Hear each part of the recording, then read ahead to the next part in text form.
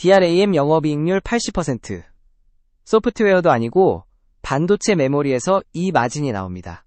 슈퍼사이클인지 아니면 산업 자체가 바뀌는 건지 오늘 숫자로 따져보겠습니다. 수익 맛집 돈슐랭입니다. 먼저 지금 메모리 반도체 업황이 얼마나 이례적인지부터 보겠습니다. 삼성전자 2026년 1분기 영업이익 57.2조 원, 시장 컨센서스 38조 원을 훌쩍 넘어선 어닝 서프라이즈입니다. 반도체 부문이 전체의 90%인 약 51조 원을 차지했습니다. SK 하이닉스는 4월 23일 실적 발표를 앞두고 있는데 시장 컨센서스가 40조 원 안팎입니다. 두 회사를 합치면 분기 기준 100조 원 돌파가 가능한 수준입니다. DRAM 가격은 2025년 4분기부터 계약가가 전분기 대비 18에서 23% 급등했고 삼성과 하이닉스의 메모리 총이익률이 TSMC를 넘어설 전망까지 나왔습니다. 메모리가 파운드리보다 마진이 높다니 전례가 없는 상황입니다. 그럼 왜 지금인가? 이건 단순히 메모리 가격이 올라서가 아닙니다. AI 때문에 메모리의 역할 자체가 바뀌고 있습니다. 예전엔 CPU가 일하고 메모리는 잠깐 데이터를 들고 있는 창고였는데요. 지금은 AI 연산의 병목이 메모리 대역폭입니다.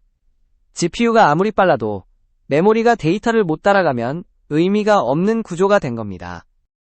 핵심 전장은 HBM, 고대역폭 메모리입니다. 2025년 3분기 기준 SK 하이닉스가 점유율 50% 이상으로 압도적 1위고 삼성은 한동안 엔비디아 퀄리피케이션에서 고전하다가 HBM 3위를 통과하면서 반등하고 있습니다. 마이크론은 3위지만 HBM4 양산을 2026년 2분기에 시작하겠다고 선언했습니다. 지금 HBM 3위 가격도 주목해야 합니다. 삼성과 하이닉스가 2026년 HBM 3위 가격을 20% 인상할 계획이에요. 공급이 부족하니까 가격 결정력이 공급자에게 넘어간 겁니다. HBM 시장 규모를 보면 성장 속도가 정말 이례적입니다. 2025년 약 350억 달러에서 2028년 1000억 달러까지 연평균 40%씩 커집니다. 마이크론 추정인데요. 2025년 HBM 수요가 전년 대비 130% 이상 성장했고 2026년에도 70% 추가 성장이 예상됩니다. 주목할 점은 HBM 1GB를 만드는데 일반 DRAM 대비 웨이퍼가 4배 필요하다는 겁니다.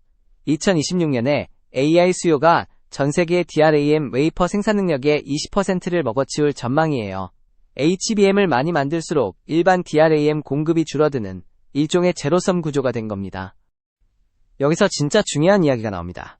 AI 추론입니다. 지금까지 AI 투자의 초점은 학습, 트레이닝이었는데요. 이제 추론은 인퍼런스가 메인이 되면서 메모리 수요 구조가 완전히 달라지고 있습니다. 핵심은 KV 캐시라는 겁니다. KV 캐시가 뭐냐면 AI가 대화할 때 이전 문맥을 기억하려고 메모리에 쌓아두는 데이터입니다. 문제는 이게 엄청나게 큽니다. 라마 370B 모델 기준 최대 128K 컨텍스트 조건에서 KV 캐시만 40GB를 먹습니다. 짧은 대화는 훨씬 적지만 추론이 길어질수록 메모리 부담이 선형으로 늘어납니다. GPU 내 HBM만으로는 부족하고 일반 DRAM까지 동원해야 하는 상황이 된 거예요. 엔비디아 GPU 스펙을 보면 방향이 보입니다. 현재 블랙웰 B200이 HBM 192GB, 대역폭 8테라. 내년 루빈이 나오면 288GB, 대역폭 22테라입니다. 대역폭이 2.75배 늘어나는 겁니다. GPU 한 대당 메모리 탑재량이 이렇게 늘어나면 전체 DRAM 수요는 구조적으로 올라갈 수밖에 없습니다. 토큰 사용량도 폭발하고 있습니다. 오픈AI API 기준 최근 2년간 토큰 처리량이 20배 증가했고요. 오픈아우터는 하루 1조 토큰을 돌파했습니다.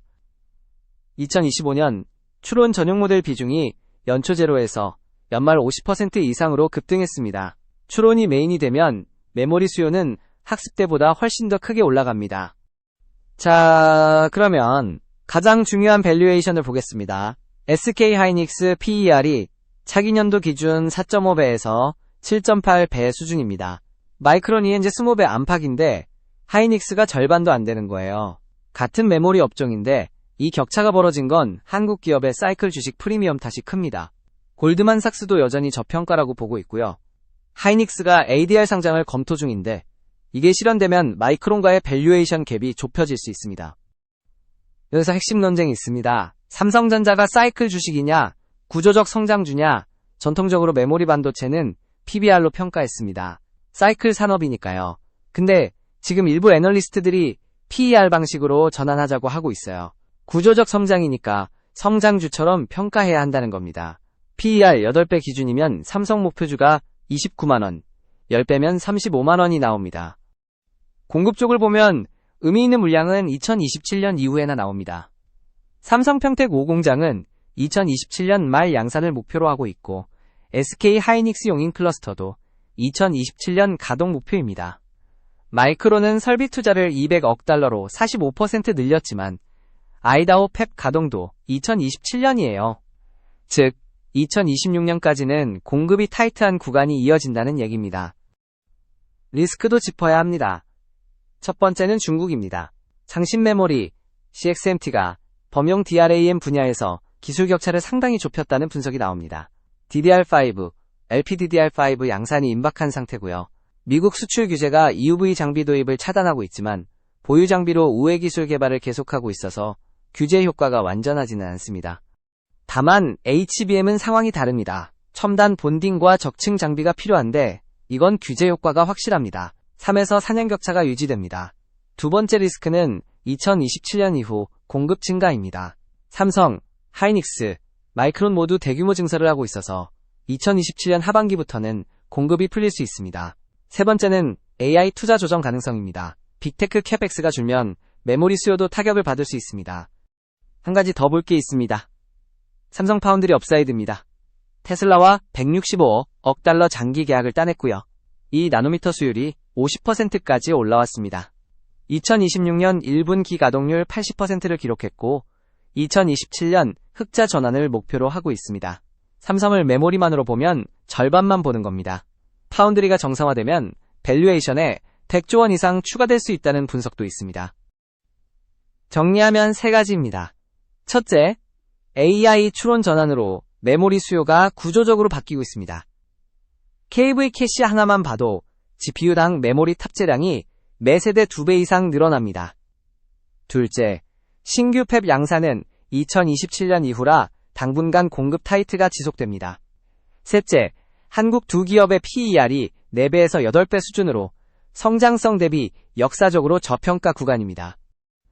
돈실행 관점에서 봤을 때 이건 단순 사이클이 아닙니다. AI가 메모리를 소비하는 방식 자체가 바뀌었고 그 추세는 최소 3년 이상 지속될 구조입니다.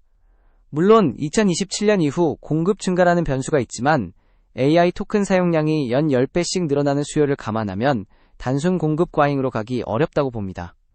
시장에서 관심도 순서로 보면 HBM 초격차를 가진 SK 하이닉스가 가장 주목받고 있고 삼성전자는 메모리 플러스 파운드리 업사이드까지 감안하면 재평가 여지가 있습니다. 체크포인트는 하나입니다. 2026년 하반기 엔비디아 루빈 양산과 HBM4 수주 상황. 여기서 한 가지 판단 기준을 드리자면 이 기업이 없으면 AI 인프라가 멈추는가? 이 질문에 예스라면 사이클이 아니라 구조적 필수제입니다. 오늘 내용은 투자 권유가 아닙니다. 투자 판단과 책임은 항상 본인에게 있습니다. 이 분석이 도움이 되셨다면 구독과 좋아요 부탁드리고요. 다음 분석에서 또 뵙겠습니다.